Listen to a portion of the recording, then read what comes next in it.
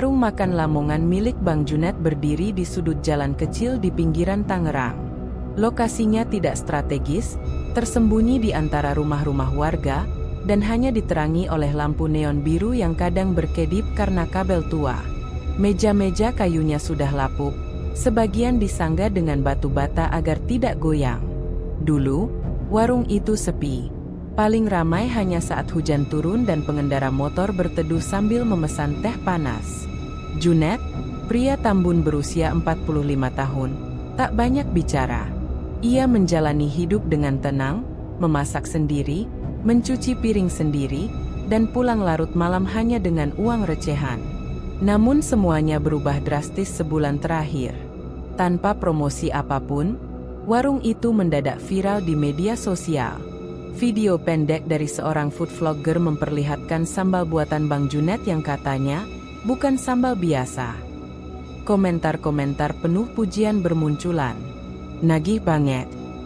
Nyesek tapi enak. Kayak ada yang manggil buat balik lagi. Dari yang tadinya hanya 3 kursi yang terisi, kini antrian mengular. Orang datang dari luar kota hanya untuk mencoba. Setiap malam, bangku penuh. Orang makan sambil berdiri. Order ojek online tidak berhenti. Yang jadi magnet utama bukan ayam penyetnya, tapi sambalnya. Sambal merah menyala itu punya rasa yang sulit dijelaskan. Pedasnya menggigit, tapi ada manis aneh yang muncul di ujung lidah. Beberapa pelanggan bilang mereka pernah mimpi aneh setelah makan sambal itu. Tapi mereka tetap kembali, seolah sambal itu menanamkan rasa rindu. Bayu, remaja 19 tahun yang baru seminggu kerja di sana, mulai merasa ada yang tidak beres. Ia memang butuh uang, tapi sejak hari kedua bekerja, ia menyadari ada hal-hal yang ganjil. Pertama, Junet sangat menjaga proses pembuatan sambal. Setiap sore, dapur dikunci. Tak ada yang boleh masuk, bahkan Bayu sendiri. Kedua, ada aturan yang terdengar sepele, tapi Junet selalu menekankannya ke pelanggan. Sambal ini hanya boleh dimakan di sini, tidak boleh dibawa pulang. Kalimat itu terdengar diulang berkali-kali setiap malam. Junet mengatakannya dengan senyum, tapi tatapannya tajam. Seolah ada sesuatu yang benar-benar tak boleh dilanggar. Suatu malam, Bayu iseng bertanya, "Bang, kenapa sih sambalnya nggak boleh dibungkus juga?" Junet hanya menjawab singkat, tanpa melihatnya. Karena bukan buat dibawa pulang. Malam itu juga, seorang pelanggan, pria sekitar 30-an yang belakangan diketahui bernama Tony, terlihat membungkus sisa sambal secara diam-diam ke dalam tisu. Ia masukkan ke dalam saku jaket. Tidak ada yang menyadari, kecuali satu orang, Junet. Tatapan Junet malam itu berubah dingin. Namun ia tidak mengatakan apa-apa. Keesokan harinya, pria itu dikabarkan hilang. Rumornya menyebar cepat. Tetangganya mengatakan semalaman mendengar suara jeritan dari rumah Tony yang terkunci dari dalam. Polisi datang pagi harinya dan mendapati rumah kosong, kecuali tisu berminyak yang mengering di atas meja makan. Sementara itu, warung Junet tetap ramai. Malam berikutnya, seorang perempuan muda datang ke warung. Namanya Fitri. Ia duduk sendirian di pojok, diam-diam merekam suasana dengan kamera kecil tersembunyi di tas. Fitri bukan pelanggan biasa. Ia seorang jurnalis independen yang membuat konten investigasi horor. Ia tertarik dengan cerita-cerita soal warung ini, dari pelanggan kesurupan, mimpi buruk, hingga sambal yang katanya bisa bikin halusinasi ringan. Ia memesan ayam penyet lengkap dengan sambal khas Junet. Ketika suapan pertama menyentuh lidahnya, Fitri langsung paham kenapa semua orang kembali ke warung ini. Rasa sambalnya seperti hidup, bukan sekadar pedas. Ada sesuatu yang mengalir dalam darahnya. Matanya terasa berat, dan tubuhnya sedikit gemetar. Tapi ia tetap makan. Tetap menyendok. Tetap ingin lagi. Di sekelilingnya, pelanggan lain juga makan dengan lahap. Beberapa wajah terlihat seperti kesurupan kenikmatan. Junet berdiri di balik meja, matanya menatap setiap orang yang sedang makan. seolah menghitung dalam hati siapa yang akan kembali, dan siapa yang akan melanggar pantangan. Fitri menyadari satu hal saat itu, ini bukan sekadar sambal enak. Ini adalah awal dari sesuatu yang lebih gelap. Dan semuanya dimulai dari 1 sendok sambal. Hujan rintik turun membasahi atap seng warung Lamongan milik Bang Junet. Suara gemericik air berpadu dengan denting sendok dan gelas, mengisi suasana malam yang tetap ramai meski cuaca tak bersahabat. Bayu sedang mengelap meja-meja kayu yang basah karena cipratan hujan. Tangannya sibuk, tapi pikirannya mengembara ke kejadian malam kemarin. Tony, pelanggan yang membungkus sambal, dikabarkan menghilang. Bayu tidak bisa melupakannya. Ia melihat sendiri Tony menyelipkan sisa sambal ke dalam tisu dan memasukkannya ke saku jaketnya. Sejak itu, wajah Bang Junet berubah. Malam itu, Junet pulang lebih cepat, meninggalkan warung pada Bayu dengan alasan, ada yang harus diselesaikan. Bayu ingat betul, saat ia membereskan dapur malam itu, ia mendengar suara bisikan. Bukan dari luar, tapi dari dalam dapur yang terkunci. Suara yang lirih, seperti suara perempuan tua, memanggil-manggil dari dalam panci besar tempat sambal dibuat. Junet, sambalnya belum. Junet. Bayu mengira ia lelah. Tapi malam ini, suara itu terdengar lagi. Ia menoleh ke arah pintu dapur yang sedikit terbuka. Tidak biasanya Junet membiarkannya terbuka. Rasa penasaran mulai menggerogoti Bayu. Ia melirik ke sekeliling, semua pelanggan sibuk makan. Junet tidak terlihat. Mungkin sedang di kamar mandi belakang. Dengan langkah pelan, Bayu mendekat ke pintu dapur. Lampunya redup, hanya lampu gantung kecil yang menyala. Di tengah ruangan, panci besar berisi sambal masih setengah penuh, tergeletak di atas kompor yang dimatikan. Aroma sambal itu menguar kuat, menusuk hidung. Bayu mendekat. Napasnya berat. Ada suara aneh dari dalam panci. Ia condongkan tubuhnya sedikit. Mendengar lebih dekat. Kau ingin tahu, ya? Bayu langsung mundur. Jantungnya berdegup keras. Itu jelas suara. Bukan halusinasinya. Ia menoleh ke belakang, memastikan tidak ada siapa-siapa. Ruang dapur kosong, tapi hawa dingin mendadak merayap di kulit tangannya. Bayu. Suara itu membuatnya tersentak. Bang Junet berdiri di ambang pintu, wajahnya datar tapi mata menyala tajam. Keluar dari sini. Sekarang. Bayu menunduk dan segera keluar tanpa membantah. Junet menutup pintu dapur dan menguncinya. Ia memutar kunci kecil yang tergantung di lehernya, dan dari dalam saku, ia mengeluarkan botol kaca kecil berisi cairan bening. Di permukaannya terlihat gelembung kecil seperti sedang bergerak sendiri. Ia membuka tutup botol itu perlahan, dan suara bisikan yang tadi Bayu dengar kembali muncul, lebih jelas dan menggema dalam ruangan tertutup itu. Beri aku tubuh, beri aku rasa lapar mereka. Junet tak berkata sepatah kata pun. Ia hanya menuangkan setetes cairan itu ke dalam panci sambal, lalu menunduk dan berbisik dalam bahasa yang tidak dipahami oleh manusia biasa. Mantra-mantra itu seolah menyatu dengan uap dari sambal yang mengepul hangat. Sejenak, panci itu bergetar pelan, lalu kembali diam. Sementara itu, di meja pojok, Fitri menuliskan catatan kecil di buku sakunya. Ia memperhatikan gerak-gerik Bayu dan ekspresi tegang wajah Junet. Ia juga mencatat satu hal penting. Setiap malam, sekitar pukul 9, semua pelanggan tampak makan lebih cepat, seolah sambal itu semakin memanggil saat malam makin larut. Fitri memutuskan untuk tidak hanya jadi pengamat malam ini. Ia mengambil sendok plastik kecil dari tasnya, lalu menyendok sedikit sambal ke dalam kantong ziplock bening yang ia sembunyikan di balik tas. Wajahnya tegang, tapi ia berusaha tetap tenang. Ia tahu ia melanggar aturan paling penting dari warung ini. Sambal tidak boleh dibawa pulang. Namun, sebagai jurnalis, ia harus tahu apa sebenarnya yang membuat sambal ini begitu luar biasa. Ia harus membuktikan bahwa semua kejadian aneh bukan sekadar rumor. Dan kalau memang ada yang tidak wajar, ia siap mengungkapnya. Malam itu, Fitri pulang ke kosnya dengan hati-hati, menyimpan sambal itu di lemari es kecil di kamarnya.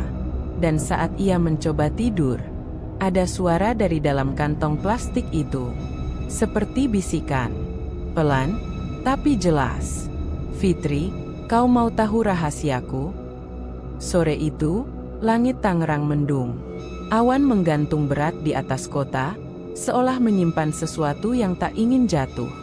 Di dalam warung Lamongan milik Junet, suasana mulai sibuk. Bayu mengatur meja, mempersiapkan piring, dan meletakkan sambal di setiap meja seperti biasa. Tapi sejak malam sebelumnya, pikirannya dipenuhi kegelisahan. Ia tidak bisa melupakan suara dari dalam panci itu. Suara lirih, menyerupai bisikan nenek-nenek yang sedang menagih janji. Sementara itu, Junet berdiri di depan warung. Tatapannya kosong, seperti sedang menghitung waktu. Sejak Tony menghilang, Junet menjadi lebih tenang dari biasanya, tapi ada sesuatu di sorot matanya yang membuat Bayu tak berani bertanya lebih jauh. Di tempat lain, Fitri duduk di depan laptopnya di kamar kos kecilnya. Ziplock berisi sambal disimpan di atas meja dengan posisi hati-hati. Sejak ia menyelundupkannya malam tadi, sesuatu yang aneh terjadi. Ia tak bisa tidur nyenyak. Sekitar pukul 3 pagi, ia terbangun dengan keringat dingin, dan mendengar suara seperti cakaran dari dalam lemari pendingin kecil. Ia tidak membuka kulkas malam itu. Tapi pagi harinya, ia mendapati Ziplock itu basah dari dalam. Seperti berkeringat. Bukan keringat biasa, tapi cairan berminyak kemerahan, dan saat Fitri mencium baunya, perutnya langsung mual. Namun itu tidak menghentikannya. Sebagai jurnalis, ia tahu risiko pekerjaannya. Dan siang itu, ia memutuskan satu hal. Ia harus tahu asal-usul sambal ini. Ia perlu tahu siapa yang berada di balik semua ini. Fitri mulai menelusuri informasi tentang Junet. Lewat media sosial lama yang sudah tak aktif, ia menemukan bahwa Junet dulu sempat tinggal di sebuah desa di pinggiran Serang. Di arsip digital media lokal, Fitri membaca berita tentang seorang pria bernama Junet yang pernah meminta pertolongan pada seorang dukun wanita untuk menyembuhkan anaknya yang koma selama berbulan-bulan. Nama sang dukun muncul di satu artikel, Bu Marni. Sore menjelang malam, pelanggan mulai berdatangan. Suasana warung kembali ramai. Di dapur, Junet mempersiapkan sambal seperti biasa. Tapi malam itu, setelah Bayu selesai membersihkan, Junet memanggilnya masuk ke dapur. Ini pertama kalinya ia memperbolehkan Bayu masuk ke ruang yang biasanya dikunci rapat. Pintu dapur ditutup perlahan. Bayu berdiri ragu di dekat meja, sedangkan Junet membuka lemari kecil di sudut. Dari dalamnya, ia mengeluarkan botol kecil berisi cairan bening. Sama seperti yang pernah Bayu lihat dari kejauhan. "Apa itu, Bang?" tanya Bayu hati-hati. Junet tidak langsung menjawab. Ia menuangkan setetes cairan itu ke dalam panci sambal, lalu menutupnya dengan kain hitam. "Bayu," ucapnya pelan, "kalau kamu mau tetap kerja di sini, kamu harus tahu satu hal." Bayu menelan ludah. "Warung ini ramai bukan karena masakan gue enak, tapi karena sambal itu." "Gue tahu, Bang, tapi maksudnya apa?" Junet menatapnya dalam-dalam. "Sambal ini harus diisi setiap hari. Ada perjanjian." "Perjanjian apa?"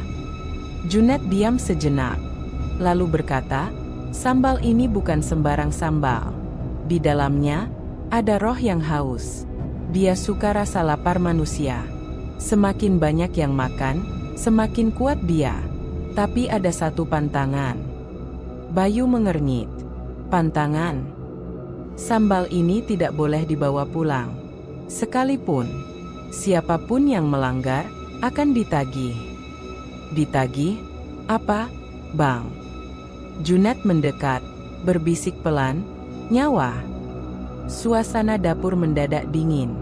Bayu merasa kulit tangannya merinding. Jantungnya berdetak kencang. Dulu ada yang coba bawa pulang. Tony, lo inget kan? Dia nekat. Sekarang lo tahu kemana dia pergi.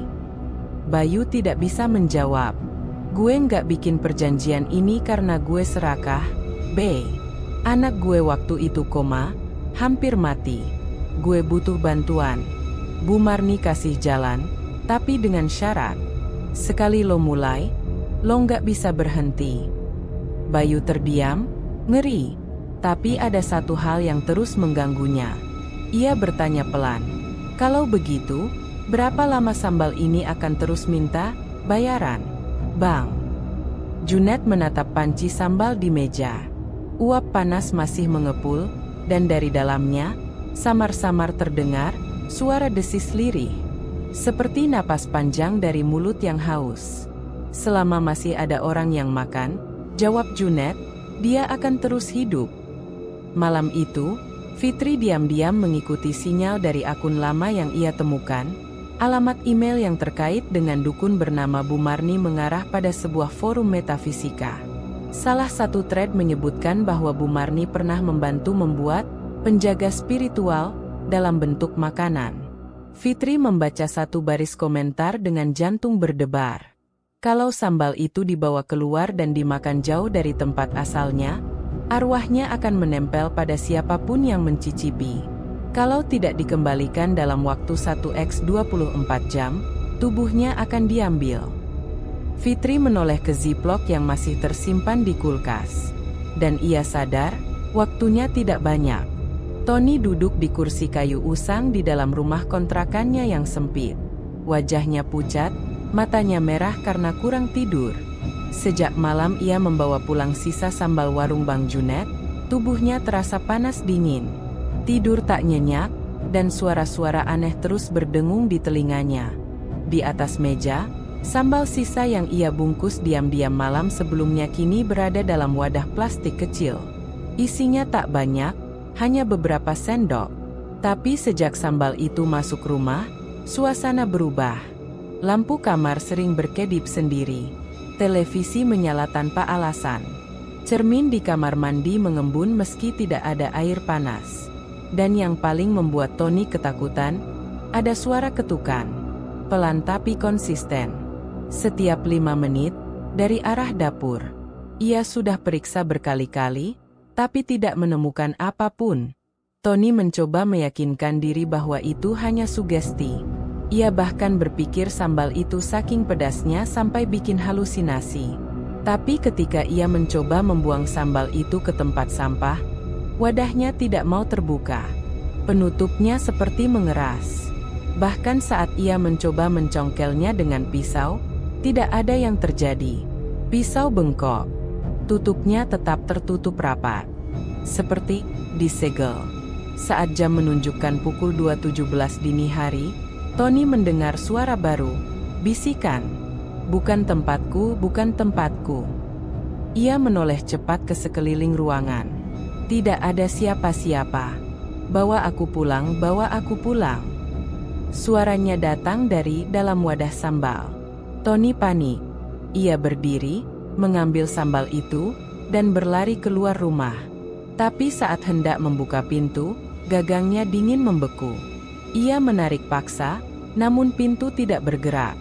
Ia menggedor jendela, menjerit meminta tolong, namun tidak ada suara keluar dari mulutnya. Seperti dibungkam oleh sesuatu. Di luar, lampu-lampu jalan mulai padam satu persatu. Dari sudut ruangan, muncul bayangan hitam. Sosoknya merangkak di dinding, seperti manusia yang melata di langit-langit. Matanya merah, dan mulutnya terus bergumam. Bukan tempatku, nyawamu gantinya. Tony menjerit. Dan setelah itu, rumahnya sunyi. Keesokan paginya, warga sekitar mengeluh karena bau anyir menyengat dari rumah Tony. Pintu terkunci dari dalam. Ketika pemilik rumah memanggil polisi dan membobol pintu, mereka menemukan rumah dalam keadaan kosong. Tidak ada tanda-tanda Tony. Tidak ada barang-barang yang hilang. Satu-satunya yang tertinggal adalah wadah sambal, terletak di tengah meja, terbuka, kosong. Bekas minyak menyebar membentuk lingkaran aneh. Dan di dinding, tergores dengan darah yang sudah mengering. Satu telah dibayar. Berita tentang hilangnya Tony menyebar cepat di lingkungan sekitar. Beberapa warga mulai mengaitkan kejadian itu dengan warung Bang Junet. Tapi seperti biasa, rumor hanya sekadar rumor. Tak ada bukti, tak ada laporan resmi. Tony dianggap kabur karena utang atau masalah pribadi. Junet sendiri tampak tenang. Warungnya tetap ramai.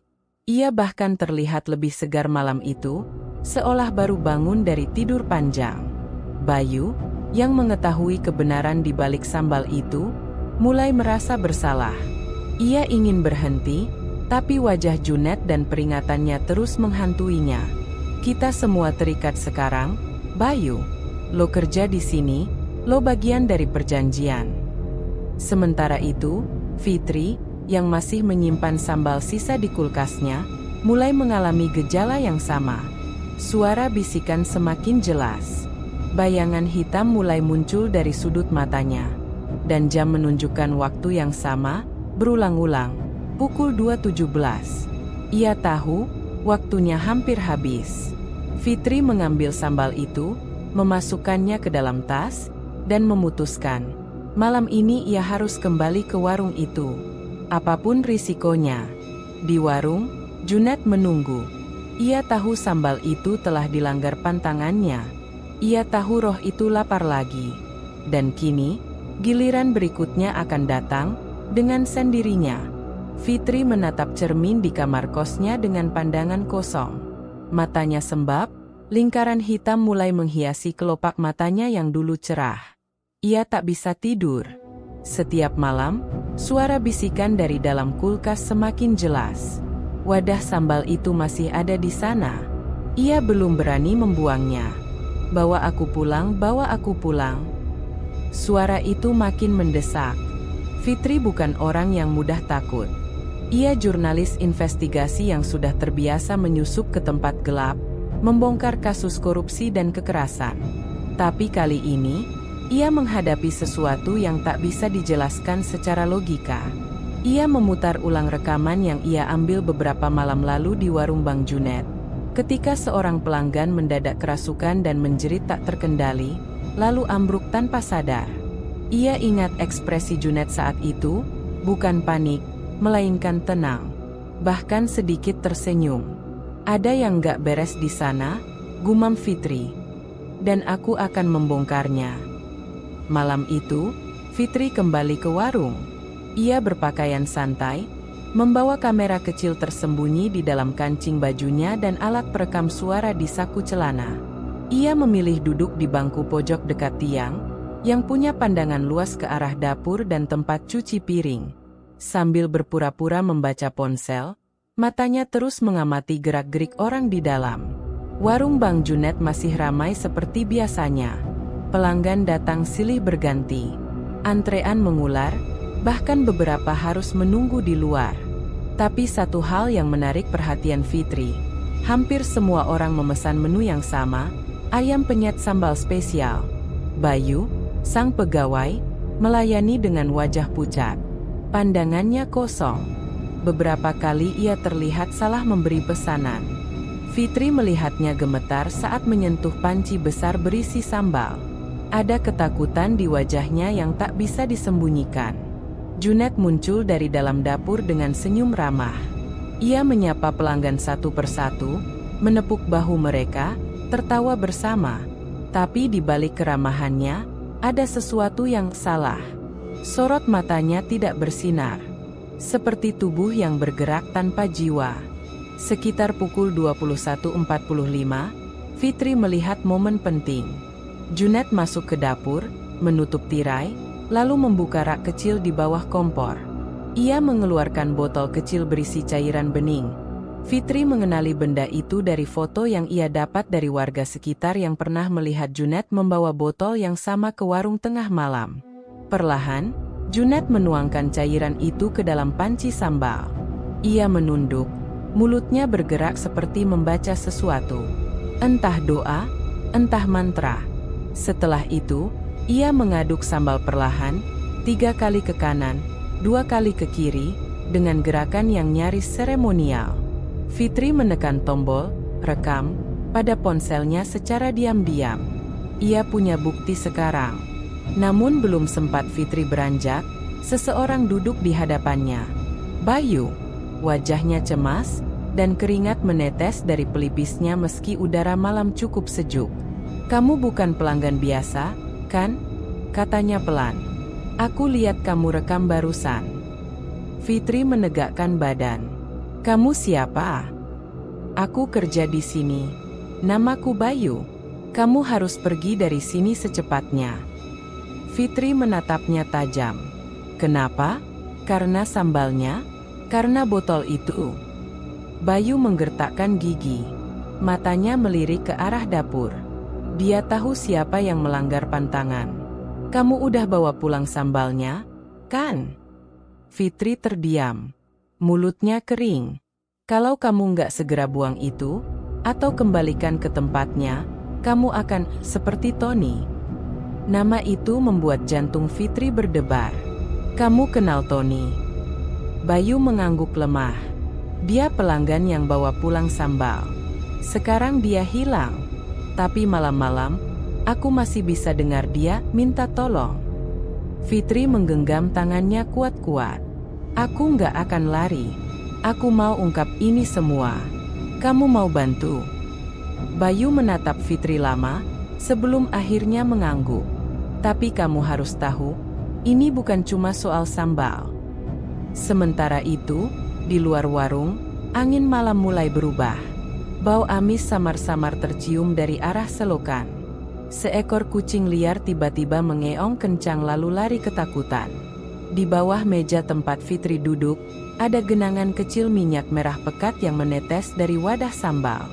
Dan di dalam genangan itu, muncul bayangan wajah Tony, memohon, mengerang, "Bawa aku pulang." Bayu tak pernah menyangka malam-malamnya akan dipenuhi ketakutan seperti ini. Dulu, saat pertama kali bekerja di warung Bang Junet, ia hanya berpikir tentang gaji bulanan dan tempat tinggal yang disediakan. Ia bahkan merasa beruntung mendapat pekerjaan di warung yang sedang ramai dan viral.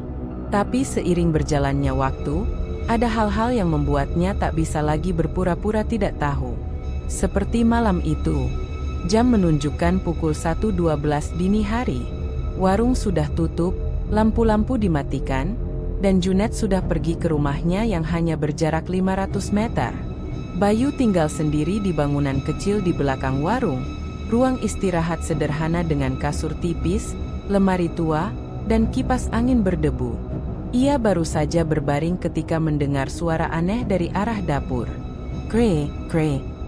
Suara sendok logam menggesek wajan. Lalu suara gemericik, seperti sesuatu yang mendidih. Padahal semua kompor sudah dimatikan. Bayu menahan napas. Ia mengintip dari jendela kecil, tapi dapur gelap gulita. Tak ada tanda-tanda siapapun di sana. Ia berusaha mengabaikannya, menutup telinga dengan bantal. Tapi tak lama, suara itu terdengar lagi. Lebih keras, lebih dekat. Lalu, terdengar bisikan.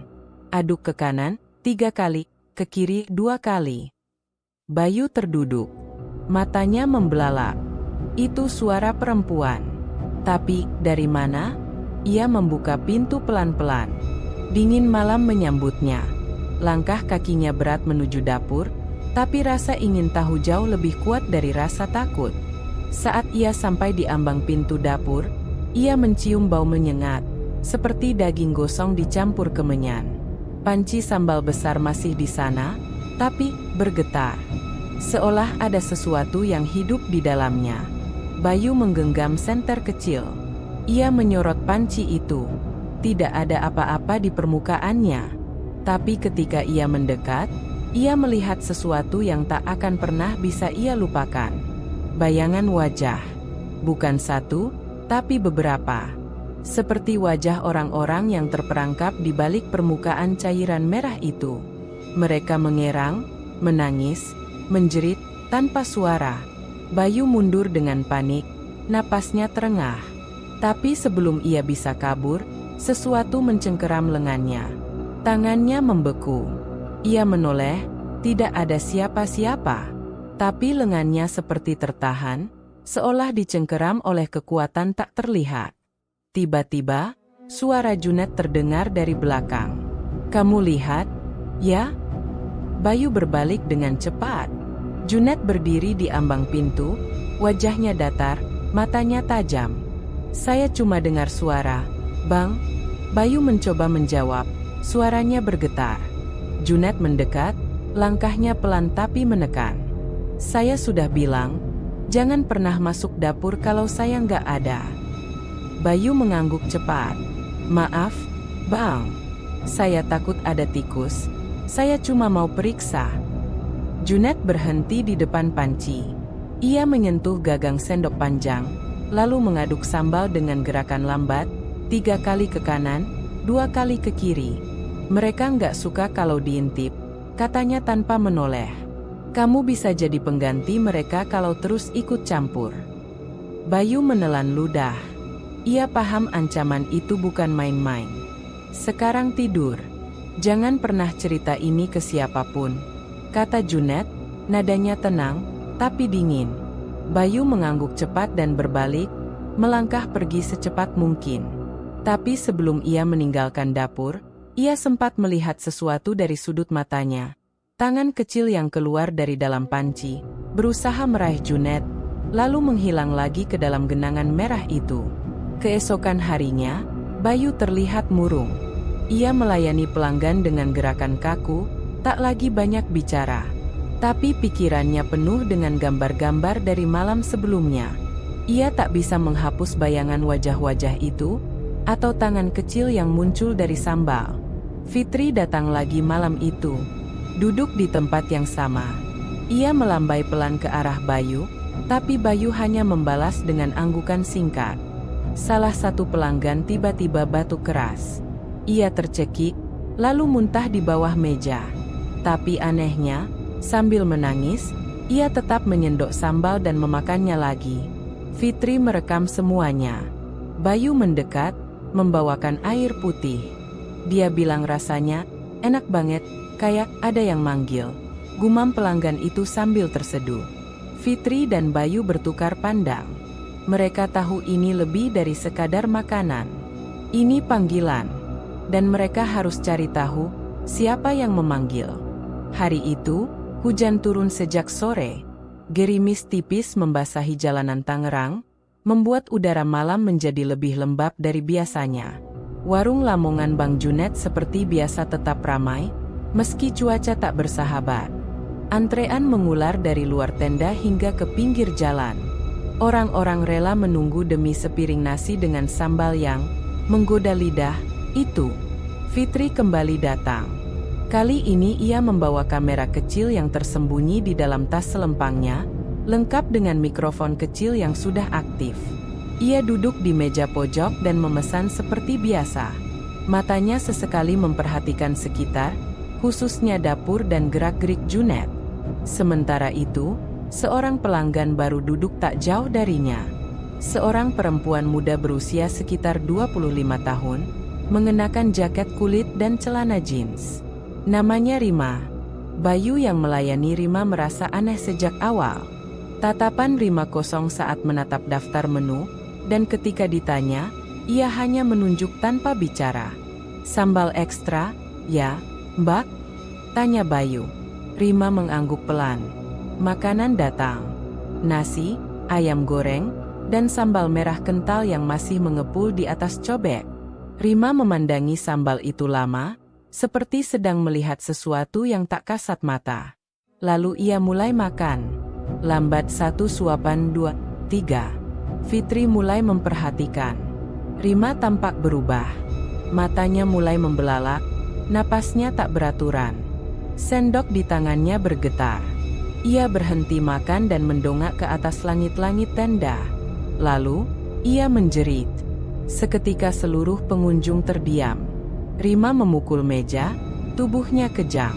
Air liur menetes dari mulutnya, wajahnya pucat, dan suaranya berubah menjadi serak, seperti ada 2 lapisan suara keluar bersamaan. "Bukan tempatku, bukan waktuku, "Keluar, keluarkan aku dari sini." Bang Junet yang sedang menggoreng tempe di dapur langsung keluar dan melihat ke arah Rima. "Semua tenang. Dia epilepsi. Bawa dia keluar," katanya cepat sambil melambaikan tangan ke arah Bayu. Namun, Fitri tahu ini bukan epilepsi. Rima tiba-tiba berdiri di atas kursinya, menunjuk ke arah dapur dengan mata yang kini memutih total. "Kalian membangunkan mereka? Darahnya belum cukup. Kalian belum bayar." Beberapa pelanggan mulai panik. Ada yang berlari keluar, ada yang merekam dengan ponsel. Suasana kacau. Bayu mencoba mendekati Rima, namun saat ia hampir menyentuhnya, Rima menoleh dan menggigit tangannya. Bayu menjerit. Rima lalu terjatuh, tubuhnya kejang hebat, lalu tak sadarkan diri. Fitri mengikuti ambulans yang membawa Rima ke rumah sakit. Ia menyamar sebagai kerabat dan berusaha masuk ke ruang IGD. Namun dokter melarang. Dia butuh penanganan psikiatri, kata mereka. Tapi Fitri mendengar sesuatu dari perawat yang membisikkan bahwa Rima sempat bicara dalam bahasa aneh yang tak dikenal, dan itu terjadi setelah ia makan sambal. Malamnya, Fitri kembali ke hotelnya, memutar ulang rekaman yang berhasil ia ambil. Saat bagian Rima kerasukan, suara dalam rekaman terdengar lebih jelas. Ada bisikan lain di latar belakang. Ia memperlambat audionya. Bisikan itu bukan dari Rima. "Junet, sudah saatnya bayar satu lagi, sebelum purnama." Fitri menutup laptopnya, merinding.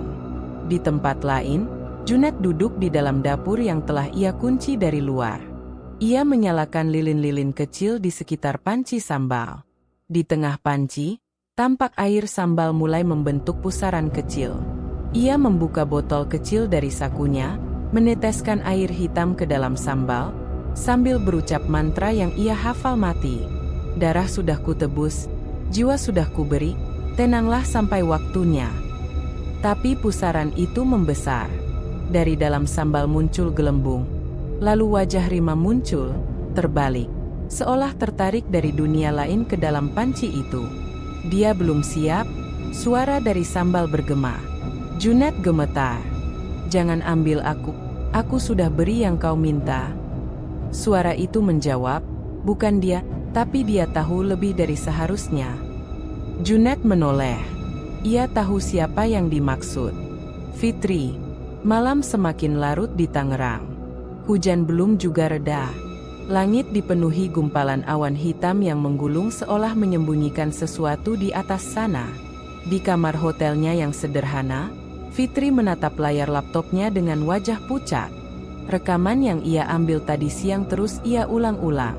Suara dalam bisikan, yang menyebut nama Junet dan kata, "Purnama," terasa makin nyata. Suara itu tidak berasal dari manusia biasa. Dan Rima, jelas bukan kesurupan biasa. Fitri membuka catatannya. Sudah lebih dari 2 minggu ia menyamar sebagai pelanggan tetap warung Bang Junet. Beberapa pelanggan rutin mengalami hal-hal aneh, mimpi buruk, kesurupan, dan satu di antaranya bahkan hilang setelah makan. Tony, pria yang membawa pulang sambal. Fitri tahu, sudah saatnya masuk lebih dalam. Pukul 2 dini hari. Fitri mengenakan jaket gelap dan menyusup ke warung Bang Junet yang kini sudah tutup. Ia menggunakan kunci duplikat gembok pagar yang sebelumnya sempat ia curi cetakannya saat Bayu lengah. Warung itu sepi. Meja-meja masih berantakan, bekas kerusuhan tadi sore saat Rima kerasukan. Tidak ada suara selain deru hujan dan detak jantungnya sendiri. Perlahan, ia menyelinap ke dapur. Lampu di dapur padam, tapi aroma sambal masih menyengat. Fitri menyalakan senter kecil. Di atas kompor, masih berdiri panci besar berisi sambal yang kini terlihat lebih gelap dari biasanya. Di rak sebelah kiri, ada rak kecil penuh botol-botol kaca dengan cairan hitam di dalamnya.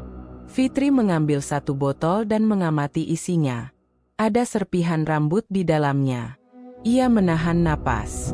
"Ini bukan bahan makanan biasa," bisiknya. Ia menaruh kamera kecil di rak dan mulai merekam. Lalu terdengar suara. Jangan ganggu. Fitri terdiam. Suara itu tidak berasal dari luar, juga bukan dari dalam ruangan, tapi seperti langsung masuk ke dalam pikirannya. Tiba-tiba, lilin-lilin kecil menyala sendiri di sekitar dapur. Fitri terkejut. Di dinding, tampak bekas tulisan yang sempat dihapus, namun perlahan muncul kembali karena uap dan cahaya. Yang makan dengan rakus, akan dimakan kembali. Fitri mundur, napasnya memburu. Tangannya menggenggam erat botol kecil itu, lalu ia mendengar suara langkah. Pintu belakang terbuka. Junet berdiri di sana, dengan wajah setengah basah kuyup oleh hujan. "Fitri," katanya pelan, "kamu tidak seharusnya ada di sini." Saling tatap itu berlangsung lama. Fitri mencoba bersikap tenang, meski seluruh tubuhnya gemetar. Ia tahu, tak bisa lari dalam kondisi seperti ini. Tapi Junet tidak marah. Justru tampak pasrah. "Kamu ingin tahu, kan? Kenapa sambal ini bisa membuat orang ketagihan?" Junet menatap panci sambal, lalu berjalan pelan ke meja kecil di pojok ruangan. Ia mengeluarkan sebuah buku lusuh, terbungkus kain kafan yang sudah kecoklatan. "Ini kitabnya," kata Junet. "Isinya mantra dan syarat. Dulu, aku bahkan gak percaya. Tapi anakku..." Ia menatap Fitri sejenak, lalu duduk di bangku kecil. "Anakku dulu sakit keras. Rumah sakit menyerah. Aku bawa ke Bu Marni. Dia bilang aku harus pilih, nyawa satu orang atau masa depan yang penuh kekayaan. Aku pilih keduanya." Fitri mengernyit. "Maksudnya?" "Aku sepakat, asalkan anakku selamat." Bu Marni bilang bisa. "Tapi sebagai gantinya, setiap kali aku masak sambal ini, harus ada jiwa yang tersentuh. Bukan mati langsung, tapi masuk dalam lingkaran." Junet membuka buku itu. Di salah satu halamannya ada gambar pola lingkaran dengan wajah manusia terperangkap di dalamnya. Setiap orang yang makan sambal ini, terutama yang terbawa pulang, jadi jembatan untuk roh kelaparan. Makhluk-makhluk yang dibangkitkan dengan mantra air hitam itu. Fitri merekam semuanya diam-diam. Junet menatapnya. "Kamu sudah lihat cukup, kan? Kalau kamu mau pergi, pergilah. Tapi jangan bawa apapun dari sini, termasuk sambal itu." Fitri tidak menjawab. Ia perlahan mundur, mengambil tasnya, lalu keluar dari dapur tanpa sepatah kata pun. Namun malam itu, di hotelnya, saat memeriksa isi tas, Fitri terkejut. Di dalam kantong kecil paling depan, ada botol sambal ukuran kecil. Bukan miliknya. Ia gemetar. Botol itu mengeluarkan suara lirih, ratapan pelan, seperti suara orang menangis atau meminta tolong. Dan di dinding kamar hotelnya, dengan embun yang terbentuk karena kelembapan, muncul tulisan, "Kamu sudah membawa pulang." Tahun 2023, 2 tahun sebelum warung Bang Junet mendadak viral. Rumah sederhana di pinggiran Tangerang itu tampak kelam. Hujan deras mengguyur sejak sore, membasahi pekarangan kecil tempat Junet duduk merenung. Di dalam rumah, anaknya, Rafael, usia 10 tahun, terbaring lemas di tempat tidur. Nafasnya tersengal, kulitnya pucat, dan dokter sudah angkat tangan. Junet hanya bisa menangis. Istrinya sudah lama meninggal. Rafael satu-satunya alasan ia bertahan hidup. Warungnya sepi, utangnya menumpuk, dan pengobatan anaknya menelan biaya yang tak sanggup lagi ia bayarkan. Dunia seperti menjatuhinya tanpa ampun. Malam itu, tetangganya yang juga tukang ojek, Udin, berbisik padanya, "Kalau lo emang udah mentok, Bang, ada satu orang yang katanya bisa bantu. Tapi bukan dokter." Junet awalnya menolak. Tapi ketika Rafael mengalami kejang-kejang tengah malam, dan ambulans datang terlalu lama, ia menyerah pada segala yang logis. Beberapa hari kemudian, Junet berdiri di depan jalan setapak yang menembus hutan kecil dekat perbatasan kota. Di sanalah Bu Marni tinggal, sosok misterius yang dikenal sebagai penyambung dua dunia. Rumahnya seperti tak tersentuh waktu, penuh tanaman liar, dan beraroma dupa serta tanah basah. Bu Marni sudah menunggu, seolah tahu Junet akan datang. "Kamu bukan yang pertama, dan pasti bukan yang terakhir," ucapnya sambil menyeruput teh hitam. Junet tak membuang waktu. Ia ceritakan semuanya. Tangisannya pecah ketika menyebut nama Rafael. Bu Marni mengangguk pelan, lalu masuk ke dalam rumah. Ia membawa secari kertas kuno dan sebuah botol kecil berisi cairan hitam pekat. "Anakmu bisa selamat. Tapi ada harga. Dunia ini punya aturan. Kamu minta nyawa yang hampir diambil, maka kamu harus beri nyawa lain sebagai pengganti." Junet terdiam. Ia belum benar-benar memahami maksudnya. Bu Marni kemudian menjelaskan, ia bisa melakukan penyambung energi, semacam transfer kehidupan. Tapi itu butuh perjanjian darah. Kamu harus beri sesuatu yang lahir dari tanganmu sendiri. Sesuatu yang akan kau bagi pada banyak orang. Lewat itu, roh-roh kelaparan akan menempel dan mengambil jiwanya sedikit demi sedikit. Itu gantinya, jelas Bu Marni. Junet masih belum mengerti. "Sambal," kata Bu Marni akhirnya. "Bumbumu itu sudah khas. Kamu masukkan air ini tiap malam sebelum subuh. Bacakan mantranya. Maka semua yang menyantapnya akan membuka jalan bagi roh untuk menyedot energi kehidupan mereka. Bukan mati, tapi terjebak. Lama-lama tubuh mereka akan rapuh. Dan kamu akan makin kaya." Junet terdiam lama. Tapi ketika ia pulang malam itu, Rafael sudah bisa duduk. Nafasnya membaik. Wajahnya cerah. Padahal, dokter berkata anak itu tidak akan bertahan lebih dari seminggu. Dan saat itulah Junet tahu, perjanjiannya sudah berjalan. Beberapa minggu setelah itu, warung Junet mendadak ramai. Pertama hanya 1-2 pembeli, lalu menyebar lewat mulut ke mulut. Kata mereka, sambalnya beda, nendang banget, kayak ada candunya. Junet tetap melakukan ritualnya setiap malam. Air dari botol Bu Marni ia teteskan ke dalam sambal. Ia hafal mantranya di luar kepala. Panci sambal jadi tempat pertama dan terakhir ia lihat tiap hari. Namun, setiap kali sambal itu dimakan oleh orang yang tamak, yang berlebihan, yang rakus, ia selalu melihat wajah mereka berubah. Seperti kehilangan warna. Beberapa kali ia melihat mata mereka kosong. Bahkan Tony, yang suatu hari membawa pulang sambal, tiba-tiba hilang. Junet panik dan menemui Bu Marni lagi. "Aku tidak bermaksud mencelakai," ucapnya. Tapi Bu Marni hanya tertawa. "Kamu sudah menandatangani perjanjian.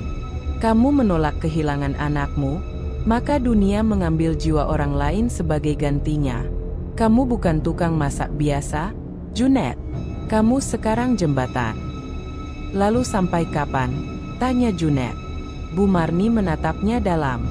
"Sampai kamu bersedia mengganti dengan nyawamu sendiri. Atau sampai semua orang yang pernah makan sambal itu ikut terkubur." Kembali ke masa kini. Fitri duduk di kamar hotelnya sambil memutar ulang rekaman suara Junet yang mengaku segalanya. Ia tak tahu harus merasa marah atau iba. Junet memang melakukan hal mengerikan, tapi awalnya karena cinta. Namun ia sadar, konsekuensi dari cinta yang salah arah bisa jadi kutukan seumur hidup. Dan kini, setelah sambal itu tanpa sengaja ada di dalam tasnya, Fitri mulai merasakan sesuatu. Lehernya berat. Tubuhnya dingin. Dan dalam cermin kamar, sesekali ia melihat bayangan wajah lain di belakangnya. Wajah Rafael. Rafael sudah sembuh. Atau justru, ia tak pernah benar-benar hidup kembali? Bayu tidak pernah berniat mencampuri urusan majikannya. Sejak ia diterima bekerja di warung Lamongan Bang Junet 6 bulan lalu, tugasnya hanya satu, bantu di dapur, layani pelanggan, dan bereskan piring kotor. Sederhana, gaji cukup, makan gratis, dan warung selalu ramai. Namun, sejak beberapa pekan terakhir, Bayu merasa ada yang ganjil. Bukan hanya sambal yang terus terasa, berubah, semakin pedas namun membuat ketagihan luar biasa, tetapi juga suasana dapur yang kian mencekam. Panci besar sambal itu kadang terdengar seperti mendengus saat ia melintas tengah malam. Dan malam itu, segalanya berubah. Hujan baru saja reda saat Bayu memberanikan diri mengecek dapur setelah tutup. Junet sudah pulang lebih dulu karena ada urusan, dan ia ditinggal sendirian untuk membereskan semuanya. Lampu dapur redup. Panci sambal ditutup rapat, seperti biasa. Tapi ada suara aneh, seperti bisikan dari dasar panci. Bayu mendekat. Aku lapar, aku haus, lebih banyak, lebih banyak. Bayu tercekat. Nafasnya tertahan. Ia mundur pelan dan hendak keluar, saat penutup panci itu bergeser sendiri. Asap merah tipis keluar. Bersamanya, muncul bayangan wajah, seperti manusia yang mengerang kesakitan, matanya putih, mulutnya robek hingga ke pipi. Bayu menjerit dan jatuh terduduk. Ia langsung lari keluar dari warung. Keesokan harinya, Bayu pergi ke kantor polisi setempat. Ia duduk di hadapan seorang petugas dan berkata dengan gugup, "Saya pikir bos saya terlibat semacam praktek gaib. Sambalnya bukan sambal biasa. Orang kerasukan. Ada yang hilang. Saya dengar suara aneh dari dapur." Petugas hanya menatapnya dengan wajah bingung, sebagian lain tertawa kecil. "Kamu mabuk, Dek?" "Saya serius. Ada pelanggan yang kerasukan. Sambalnya seperti hidup, bahkan ada yang meninggal. Namun tak ada laporan resmi, tak ada bukti." Bahkan ketika Bayu menunjukkan video singkat rekaman suara di dapur, ponselnya error, videonya rusak, bergaris dan suara hanya terdengar sebagai jeritan mendistorsi. Petugas itu hanya menggeleng dan menyuruhnya pulang. "Kalau kamu punya bukti lebih jelas, datang lagi." Malam itu, Bayu pulang ke kontrakannya yang sederhana. Ia tak berani ke warung. Ia sudah berniat berhenti bekerja. Tapi yang mengejutkannya, ketika ia membuka pintu kamar, udara dalam ruangan berubah sangat dingin. Jendela tertutup rapat, tapi tirai berkibar seperti ditiup angin. Ia menyalakan lampu, dan mendapati tembok kamarnya tergores tulisan merah. "Jangan ganggu." Bayu terdiam. Tangannya gemetar. Ia mundur, mencoba menenangkan diri. Namun saat ia bercermin di kamar mandi, ia melihat sesuatu di belakang punggungnya. Luka cakar 3 garis, panjang dan dalam, seperti bekas dicabik kuku binatang. Bayu langsung muntah. Di dalam muntahnya, ada serpihan merah pekat yang berbau sambal. Tapi ia tidak makan sambal itu malam ini. Bayu mengunci semua pintu dan jendela. Ia duduk di sudut ruangan sambil memegang besi. Napasnya terengah, keringat dingin mengucur. Malam itu, ia tidak tidur. Ia hanya mendengar suara langkah kaki dari atap, suara kuku menggores kayu, dan bisikan mengancam. "Kalau kamu buka mulut, kamu ganti nyawa." Keesokan harinya, Bayu pergi ke warnet dan mulai mencari informasi tentang Bu Marni. Ia menemukan sebuah forum lama yang membahas dukun-dukun pesugihan di daerah pinggiran Banten dan Tangerang. Salah satu komentar menyebutkan, Bu M adalah dukun, penukar jiwa. Ia hanya menerima klien yang siap menyebar pesugihan lewat benda konsumsi, air, makanan, minyak. Semua yang terikat dengannya harus memuaskan makhluk setiap malam. Bayu sadar, ini lebih dalam dari yang ia bayangkan. Malam berikutnya, ia pergi ke sebuah musola kecil dekat kontrakan. Ia bertemu dengan seorang ustaz muda bernama Ustaz Hashim. Ia ceritakan semua, dari awal sampai akhir. Ustaz itu tampak terkejut, tapi tidak meremehkan. Jin bisa masuk lewat makanan. Kalau sambal itu sudah menjadi perantara, maka yang menyantapnya bisa dirasuki, bisa pula ditandai untuk dikorbankan. Bayu menangis malam itu. Ia menyesal ikut bekerja di tempat terkutuk itu. "Lalu saya harus apa, Ustaz?" "Jangan kembali ke sana. Dan jangan coba-coba menyimpan sambalnya. Kita akan mulai dengan doa perlindungan dulu. Tapi ingat, selama warung itu belum ditutup, kamu tetap akan jadi target. Malam ketiga, Bayu menerima pesan WhatsApp dari nomor tak dikenal. Isinya hanya satu kalimat. Kalau kamu terus bicara, Fitri yang akan pertama mati. Bayu tercekat. Ia tak pernah menyebut nama Fitri kepada siapapun. Tapi kini, dia sadar, semua yang dekat dengan warung itu, tidak ada yang aman. Fitri tak menyangka bahwa 1 sendok sambal kecil yang ia simpan di dalam botol kaca bisa membawa teror ke dalam hidupnya. Awalnya, itu hanya untuk bahan bukti.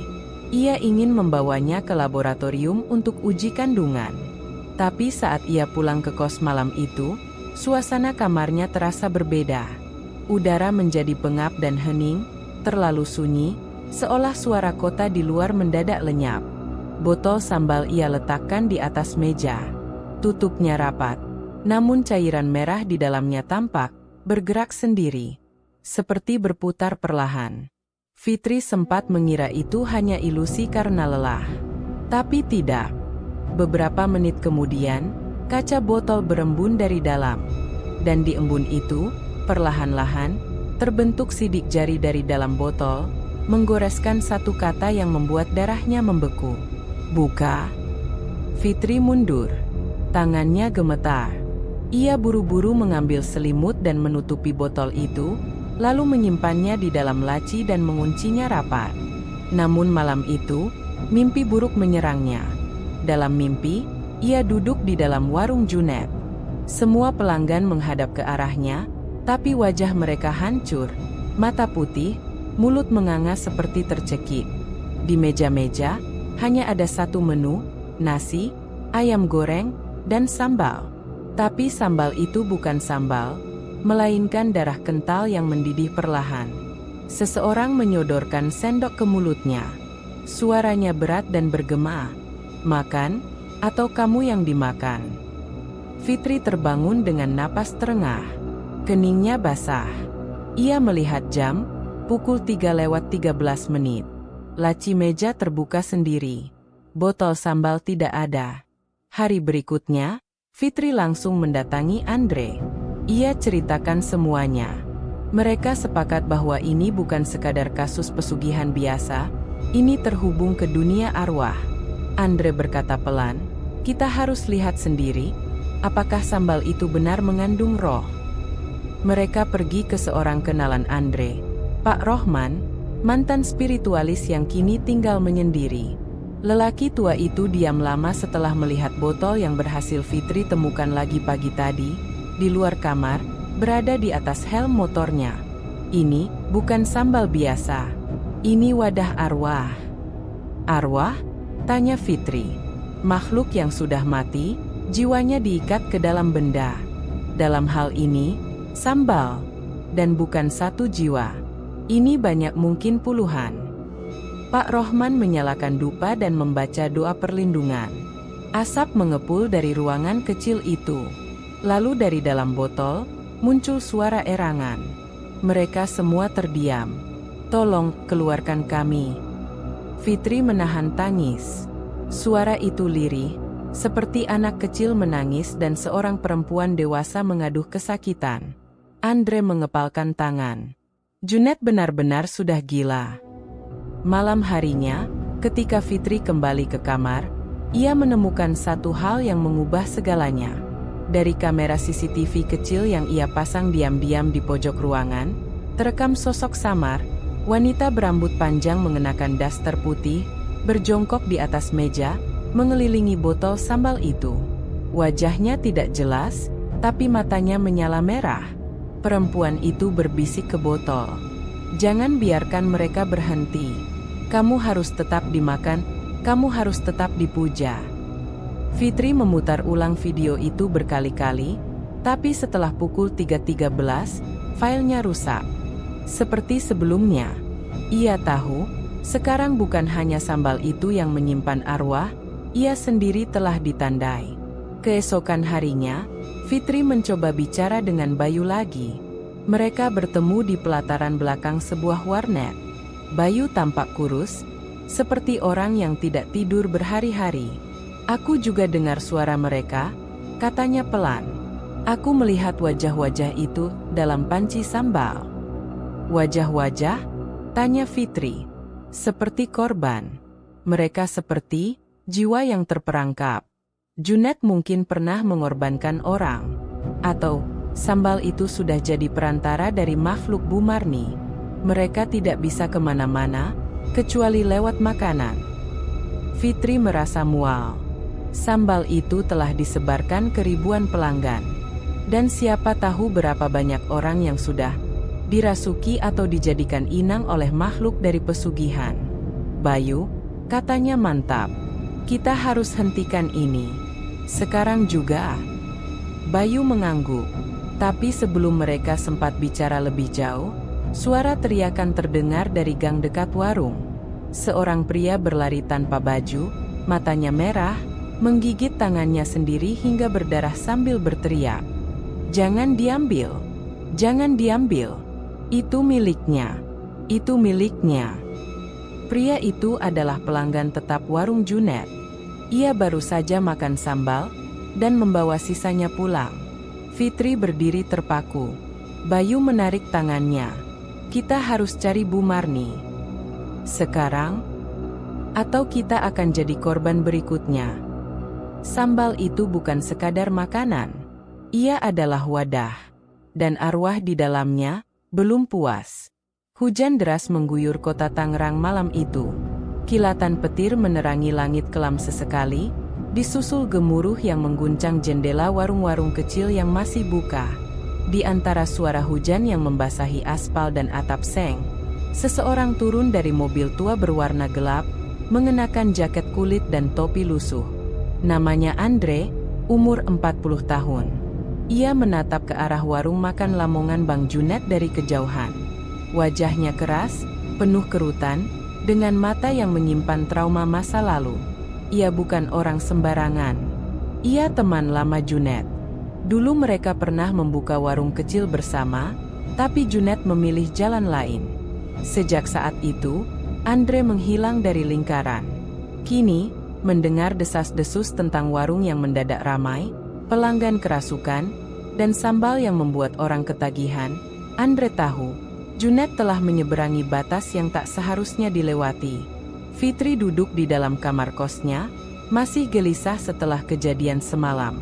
Di layar laptopnya, rekaman video CCTV masih menampilkan sosok perempuan berjubah putih yang berjongkok di atas meja. Ia mencoba mencari tahu siapa sosok itu, tapi hasil pencarian nihil. Tiba-tiba, ponselnya bergetar. Nomor tidak dikenal. Ia ragu menjawab. Tapi kemudian ia tekan tombol hijau. Kamu Fitri? Suara berat dari seberang. Ya, ini siapa? Namaku Andre. Kita perlu bicara. Ini soal Junet dan sambalnya. Fitri membeku. Ia menatap ponselnya. Kamu diikuti, tahu? Lanjut suara itu. Apa kamu belum sadar? Kamu sudah ditandai sejak kamu bawa sambal itu pulang. Kau siapa sebenarnya? Aku teman lamanya. Dan aku tahu, semua ini berhubungan dengan perjanjian yang seharusnya tidak pernah dilakukan. Mereka bertemu malam itu di pelataran parkir belakang toko bangunan yang sudah tutup. Fitri datang bersama Bayu. Andre menyalakan rokok, lalu memulai cerita tanpa basa-basi. 7 tahun lalu, Junet datang padaku. Anaknya sakit keras. Butuh biaya besar. Rumah sakit bilang peluang hidup kecil. Ia putus asa. Lalu dia bertemu seseorang. Bu Marni. Dukun pesugihan? Tanya Bayu. Bukan sembarang dukun, sahut Andre. Dia penjual perantara. Memberi kekayaan bukan dari uang, tapi dari jiwa yang terikat. Ia bilang, setiap suapan sambal yang dimakan pelanggan akan menyenangkan penunggu. Kalau sambal dibawa keluar, penunggu akan marah dan akan menagih jiwa pengganggu. Junet tahu ini semua? Andre mengangguk. Dia yang minta. Dia tanda tangani perjanjian darahnya. Aku ikut saat itu. Tapi aku keluar. Aku takut. Dia lanjut sendiri. Lalu kenapa kamu kembali sekarang? Tanya Fitri curiga. Andre menatap tajam ke arahnya. Karena satu hal, katanya pelan. Warung cabang yang dibuka di Serang, punya sambal yang sama. Dan pemiliknya adik ipar Junet. Fitri dan Bayu saling pandang. Penyebaran sudah dimulai, Andre melanjutkan. Dan setiap sambal yang dibuat dari air mantra itu adalah pintu masuk baru. Sementara itu, di warung Bang Junet, malam itu Junet duduk sendirian di dapur. Ia menatap panci besar berisi sambal yang masih mengepul, warnanya merah pekat, aromanya menggoda. Tapi ada sesuatu yang berbeda malam ini. Permukaan sambal bergerak seperti air laut terkena angin. Gelembung-gelembung keluar sendiri tanpa panas. Dari balik dinding dapur, terdengar suara tangisan perempuan. Tapi bukan dari manusia. Junet berdiri pelan. Wajahnya pucat. Kalian belum cukup? Gumamnya. Panci mendesis. Tiba-tiba, semburan sambal merah menyembur ke wajahnya. Ia menjerit, jatuh ke lantai, menggeliat. Tapi saat ia membuka mata, kulit wajahnya utuh. Tak terbakar, tak terluka. Namun, ia bisa mendengar suara-suara kini. Bukan dari telinga, tapi dari dalam pikirannya. Banyak yang belum dimakan. Banyak yang belum dipuaskan. Junet tahu, waktu mereka semakin pendek. Dan penunggu mulai lapar. Kembali ke tempat pertemuan, Andre menatap Fitri dan Bayu. Kita harus temui Bu Marni. Dia satu-satunya yang tahu cara menghentikan ini. Junet gak akan izinkan, kata Bayu. Dia tak perlu tahu. Andre menyerahkan secari kertas. Peta ke sebuah rumah di pinggir hutan kecil, tempat di mana pesugihan itu pertama kali dimulai. Fitri menggenggam peta itu erat. Kalau ini satu-satunya jalan, katanya, kita harus berangkat malam ini juga. Di kejauhan, suara azan Isya berkumandang. Tapi entah kenapa, malam itu terdengar lebih seram dari biasanya. Perjalanan menuju rumah Bu Marni bukan perkara mudah. Fitri, Andre, dan Bayu berkendara menembus malam yang semakin dingin dan sunyi. Setelah melewati kawasan pemukiman padat, mereka memasuki wilayah yang lebih gelap dan terpencil. Jalan aspal berubah menjadi tanah berbatu. Pohon-pohon besar tumbuh rapat di kiri kanan, menciptakan lorong gelap yang hanya diterangi lampu mobil mereka. Bayu menggenggam kemudi erat-erat, wajahnya tegang. Fitri duduk di depan, sementara Andre di belakang tak henti menatap keluar jendela. Tak satu pun dari mereka berbicara, seolah tahu bahwa tempat yang mereka tuju bukanlah tempat biasa. Setelah 30 menit perjalanan, mobil mereka berhenti di depan jalan setapak kecil yang masuk ke dalam hutan. Tidak ada papan nama, tidak ada lampu. Hanya batang pohon besar dan suara jangkrik yang terdengar seperti bisikan. Kita harus jalan kaki dari sini, kata Andre pelan. Mereka turun. Kabut tipis mulai muncul di sekitar hutan. Bayu menyalakan senter, menerangi jalur tanah sempit yang hanya cukup dilalui satu orang. Langkah mereka lambat, waspada. Setiap ranting yang patah di bawah kaki mereka seperti gema yang tak wajar. 10 menit berjalan, mereka sampai di depan rumah kayu tua. Rumah itu berdiri di antara pohon beringin dan semak belukar. Tidak ada pagar, tapi ada ikat kain hitam putih tergantung di atas pintu, seperti penanda mistis. Pintu rumah itu terbuka sendiri, seolah tahu tamunya telah tiba. Di dalam, bau kemenyan langsung menyergap. Ruangan dipenuhi benda-benda aneh, topeng, patung kecil, botol kaca berisi cairan keruh, serta boneka jerami yang ditusuk dengan jarum. Di tengah ruangan, duduk seorang perempuan tua berjubah merah gelap, rambutnya panjang kusut, kulit wajahnya keriput seperti kulit kayu. Dia adalah Bu Marni. Ia tidak tersenyum, tidak juga terkejut, seolah telah menunggu mereka.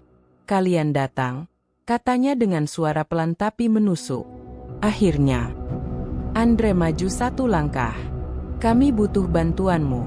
Ini sudah terlalu jauh. Bu Marni menatap mereka satu persatu, matanya seperti bisa melihat ke dalam jiwa. Kalian tidak datang untuk minta bantuan. Kalian datang untuk melawan, gumamnya.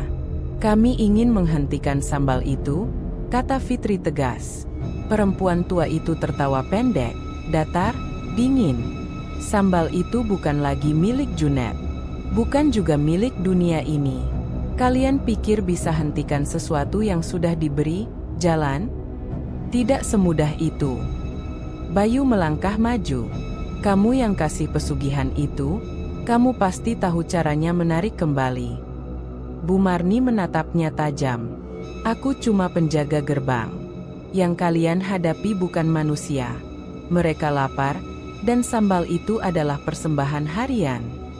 Kalau kami hancurkan warungnya, tanya Fitri, mereka akan marah. Tapi bisa dihentikan, kalau syaratnya dipenuhi. Mereka semua terdiam. Apa syaratnya? Andre bertanya dengan suara berat. Bu Marni berdiri perlahan. Ia mengambil sebilah pisau kecil dari altar di belakangnya dan menunjukkannya pada mereka. Junet harus menghancurkan warungnya sendiri. Dan dia harus mengorbankan satu nyawa terakhir. Nyawa siapa? Tanya Fitri pelan. Nyawa seseorang yang sudah terikat dalam lingkaran persembahan. Seseorang yang secara sadar atau tidak, telah menikmati dan menyebarkan kutukan itu. Mereka terdiam. Masing-masing menatap satu sama lain. Bayu menunduk. Aku pernah ikut bantu bikin sambal itu. Aku juga pernah nyicipin. Fitri menggenggam tangan Bayu, gelisah. Tapi kamu juga yang ingin menghentikan semuanya. Itu harusnya cukup. Bu Marni tersenyum samar, lalu melangkah mendekati Fitri. Tangannya yang keriput menyentuh wajah Fitri pelan. Tapi kamu, anak muda, kamu membawa sambal itu keluar. Kamu merekam. Kamu membongkar. Tapi kamu juga membuka pintu. Fitri menelan ludah. Kalian harus pilih, Bu Marni melanjutkan. Korbankan satu dari kalian, atau semua akan dikorbankan oleh mereka. Tidak ada cara lain. Andre mencoba. Bu Marni menggeleng perlahan. Perjanjian darah tidak bisa dibatalkan. Hanya bisa ditutup dengan darah. Malam itu, mereka kembali dari rumah Bu Marni dalam keadaan diam. Hujan kembali turun. Tapi bukan lagi hujan air, hujan itu tampak berwarna merah samar ketika mengenai kaca mobil. Langit seperti marah. Dan warung Bang Junet mulai menunjukkan tanda-tanda kehancuran. Pelanggan mulai kerasukan dalam jumlah banyak. Darah mulai muncul di bawah meja. Dan di pojok dapur, panci sambal mulai mendidih dengan sendirinya. Warung Lamongan milik Bang Junet tak lagi terasa seperti tempat makan. Suasana yang dulu ramai dan menggembirakan berubah menjadi mencekam dan tak bersahabat. Meja-meja dipenuhi pelanggan dengan tatapan kosong, makan dengan gerakan mekanis, seperti boneka yang digerakkan oleh kekuatan tak kasat mata. Beberapa bahkan makan sambal langsung dari piring, tanpa nasi, tanpa lauk. Lidah mereka merah menyala, bibir membiru, mata melotot. Di sudut dapur, Junet berdiri diam di depan panci sambal yang mendidih, namun tidak berada di atas api. Uapnya bukan sekadar panas, tapi membawa aroma amis bercampur bau daging busuk. Junet menggenggam botol kecil berisi air mantra yang kini nyaris habis. Tangannya gemetar. Sudah cukup, gumamnya sendiri. Tapi dalam pikirannya, suara lain berbisik, seperti mantra yang terus diputar ulang. Belum selesai, berikan lagi, mereka belum kenyang. Junet memukul kepalanya sendiri, mencoba mengusir suara itu. Namun semakin ia menolak, suara itu makin jelas.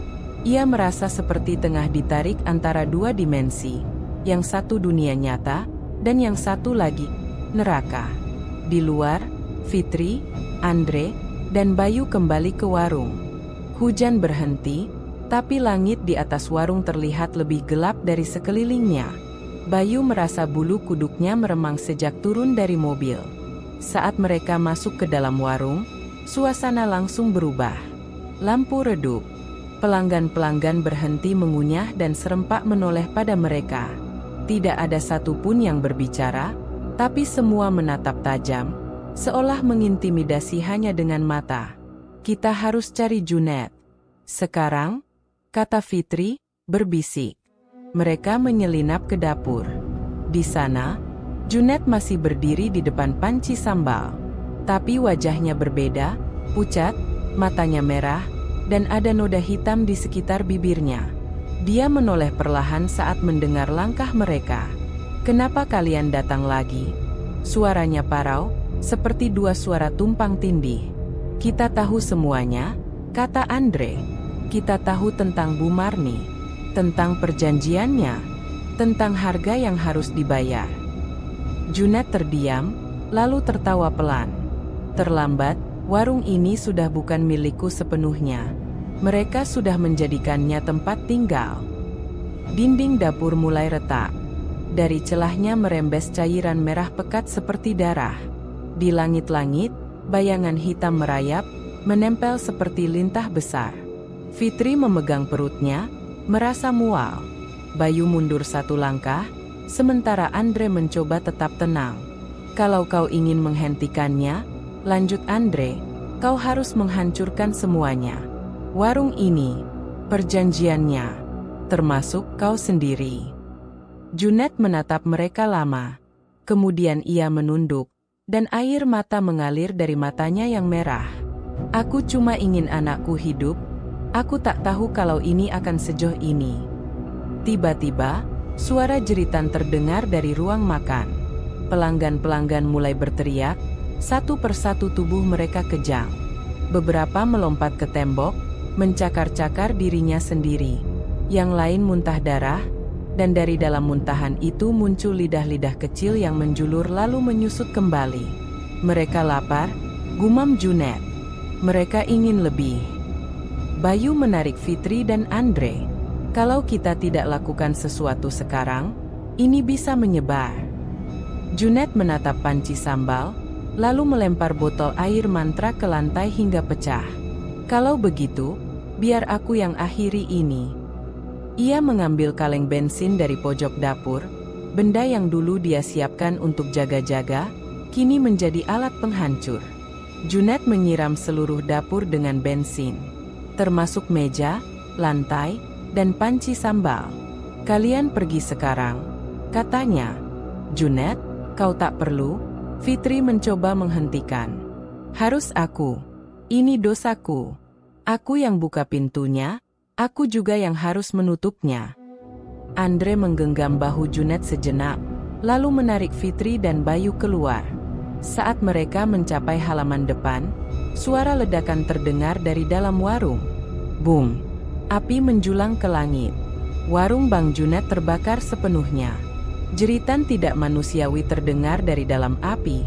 Bukan suara manusia, bukan pula binatang, tapi seperti suara dari perut bumi. Langit di atas warung memerah, lalu perlahan berubah menjadi kelabu. Fitri menangis. Bayu duduk lemas di tanah. Andre hanya memandangi api yang menjilat langit, tanpa berkata apa-apa.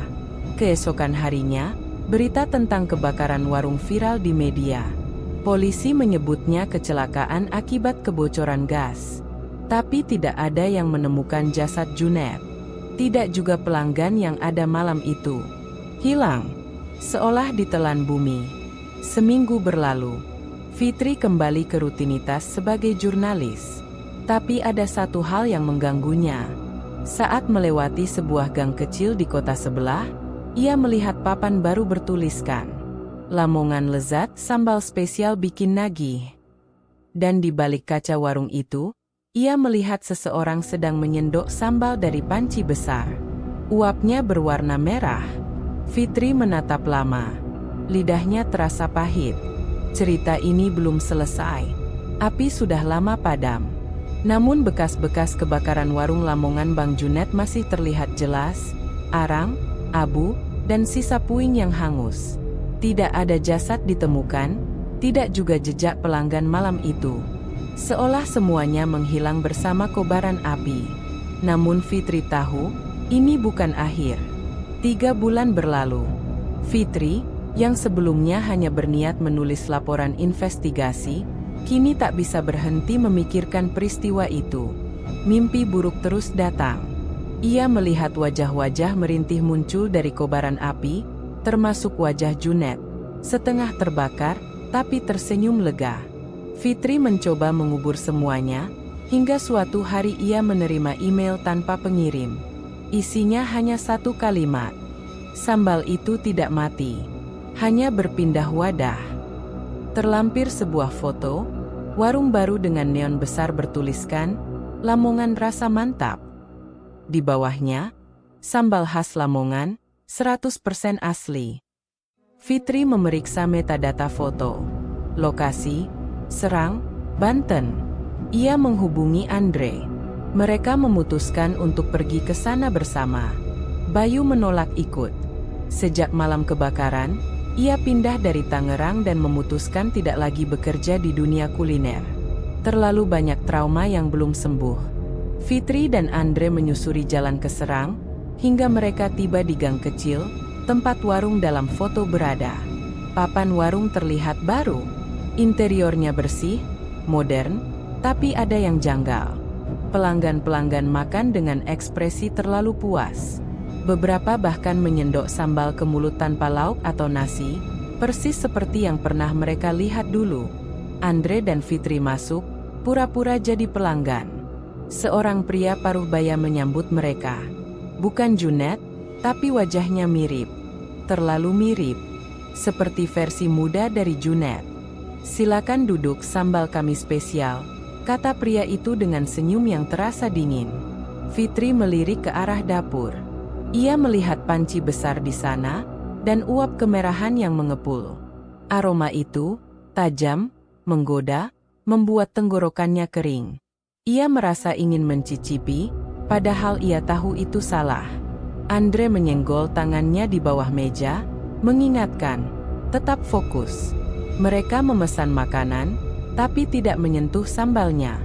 Fitri diam-diam mengambil sampel kecil menggunakan sendok plastik dan memasukkannya ke dalam botol kaca yang dibawanya. Setelah cukup mengamati, mereka pergi dengan alasan terburu-buru. Di luar, Fitri gemetar. "Tadi kau lihat pria itu?" tanyanya. "Iya," jawab Andre. "Itu bukan Junet. Tapi bukan juga orang biasa. Atau bisa jadi penampung baru." Fitri membuka botol berisi sambal. Di dalamnya, cairan mulai bergelembung tanpa sebab.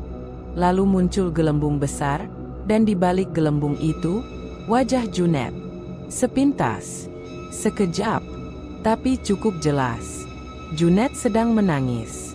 Fitri menutup botol itu dengan cepat. Mereka pergi ke rumah seorang spiritualis yang dipercaya bisa memurnikan benda-benda terkutuk. Pria itu sudah tua dan buta, namun inderanya tajam. Saat ia menyentuh botol sambal, wajahnya berubah pucat. Ini bukan hanya sambal. Ini adalah wadah arwah. Setiap tetesnya adalah kontrak. Setiap gigitan, tumbal baru. Fitri dan Andre menunggu dengan tegang saat sang spiritualis melakukan ritual pembakaran. Asap hitam mengepul ke langit-langit. Ruangan bergetar. Samar-samar, terdengar suara ratusan orang merintih dari dalam api. Lalu enang. Sambal itu lenyap. Botol retak, lalu hancur. Fitri menghela napas lega. Tapi spiritualis itu berkata, "Itu hanya satu botol. Masih ada ratusan, ribuan yang mungkin sudah menyebar. Dan setiap orang yang mencicipinya, bisa menjadi penyambung kekuatan pesugihan." "Jadi tak akan pernah benar-benar hilang?" tanya Andre. "Tidak. Sampai semua orang berhenti menginginkan rasa yang melebihi logika." Beberapa bulan kemudian, Fitri duduk di depan laptopnya. Artikel yang ia tulis tentang pesugihan sambal viral dan misteri warung Lamongan masuk ke jajaran bacaan terbanyak minggu itu. Judul artikelnya, Di Balik Sambal Lamongan, Rasa Setan, Tumbal Nyata. Banyak pembaca menanggapinya sebagai cerita fiksi yang menarik. Tak sedikit yang mengomentari, jadi penasaran, sambalnya bisa dibeli di mana? Fitri hanya tersenyum getir.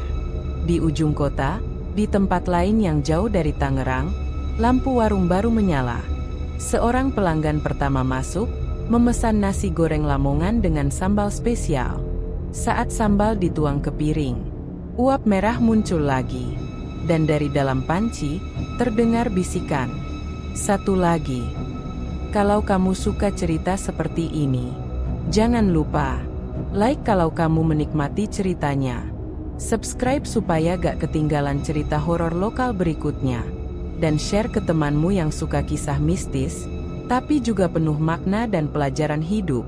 Cerita seperti ini bakal terus hadir, bukan cuma buat menakut-nakuti, tapi juga buat mengingatkan bahwa di balik setiap keinginan, ada harga yang harus dibayar. Sampai jumpa di kisah selanjutnya.